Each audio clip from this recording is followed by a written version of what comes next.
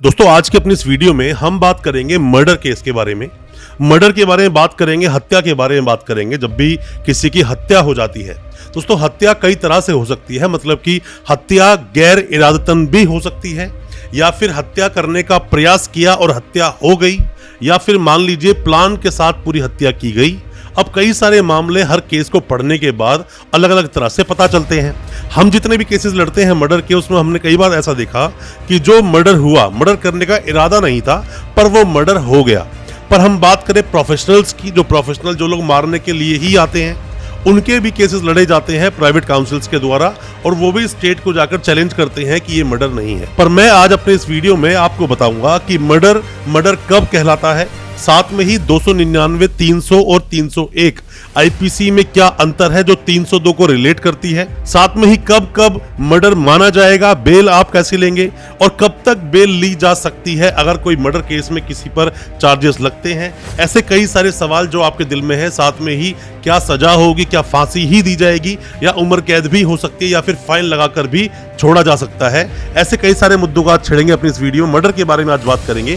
ज्यादा कुछ जानने के लिए मर्डर केस के बारे में दोस्तों बने रहिए हमारे इस वीडियो के साथ। नमस्कार दोस्तों, स्वागत करता हूं फिर एक बार आप सभी का अपने इस यूट्यूब चैनल पर जिसका नाम है फाइट फॉर ट्रू। मेरा नाम है वीरेंद्र वर्मा।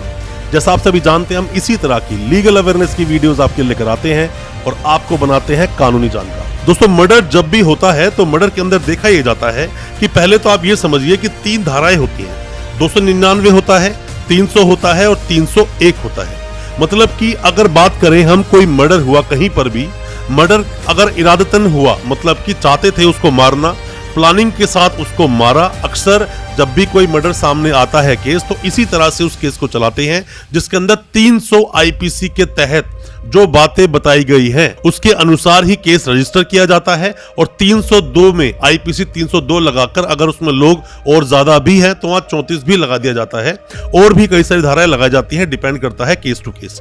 अब दोस्तों बात यह आती है कि मान लीजिए कोई मर्डर कहीं पर हो भी गया, तो मर्डर जो होता है उसको आप ये भी बोल सकते हैं कि सबसे बड़ा क्राइम है अपने देश का, कि किसी की हत्या कर दी, किसी की जान ले ली, एंड ऑफ लाइफ कर दिया किसी का।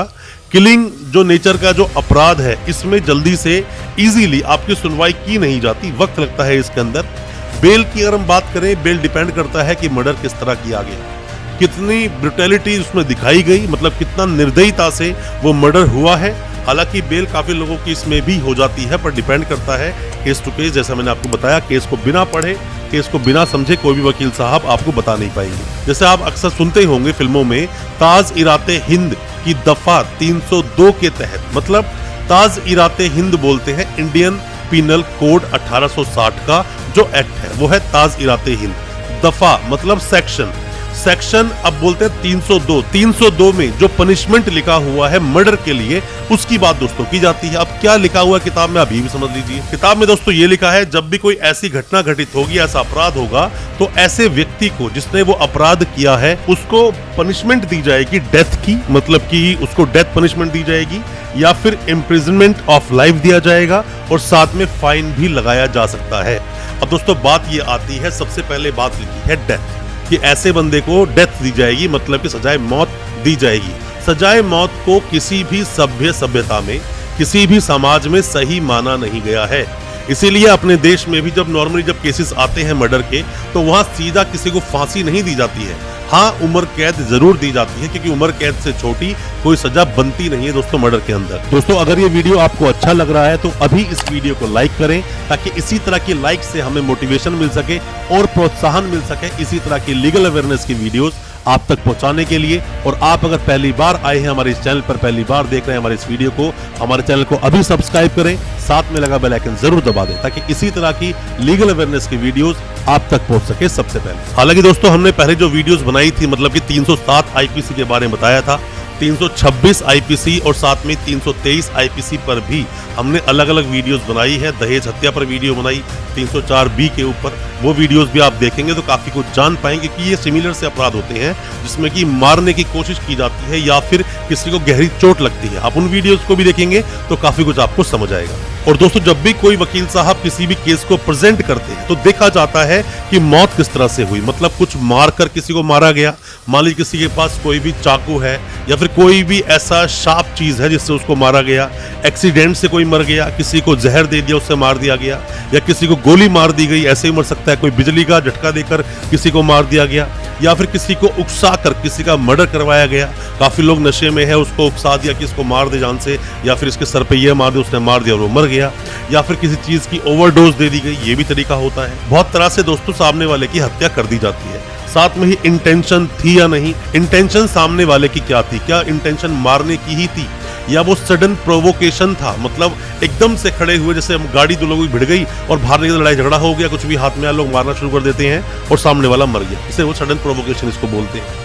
तो डिपेंड करता है कि वो जो मामला हुआ किस तरह से हुआ। अब दोस्तों लोग ये सवाल भी पूछते हैं कि सर किसी इंसान ने सुसाइड करने की कोशिश की पर वो बच गया। दोस्तों 309 आईपीसी में बताया गया है कि सुसाइड भी अगर आप अटेम्प्ट करते हैं तो वो भी गैर कानूनी है, आप ऐसे कर नहीं सकते हैं। जिस तरह से किसी को मार नहीं सकते हैं उसी तरह से आप अपनी जान भी नहीं ले सकते हैं, क्योंकि आप भी हमारे देश का, भारतवर्ष का एक अभिन्न अंग हो, ऐसे नहीं मार सकते अपने आप को।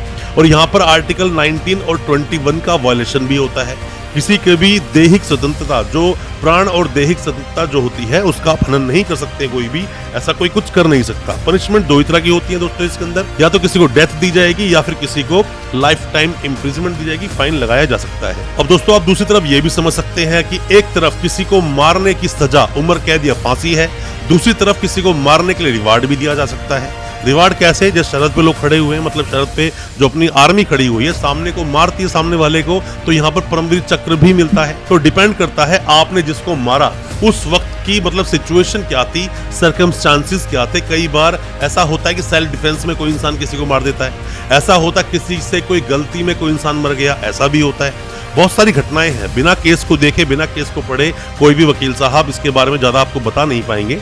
और आपके कोई भी सजेशन है या कुछ भी आप जानकारी लेना चाहते हैं मर्डर केस के बारे में, आप कमेंट बॉक्स में अपने सवाल पूछना, हम रिप्लाई करेंगे। और कुछ भी आप पर्सनली जानना चाहते हैं तो हमें व्हाट्सएप करें, हो सकता है हम उसमें आपकी कोई मदद कर सकें।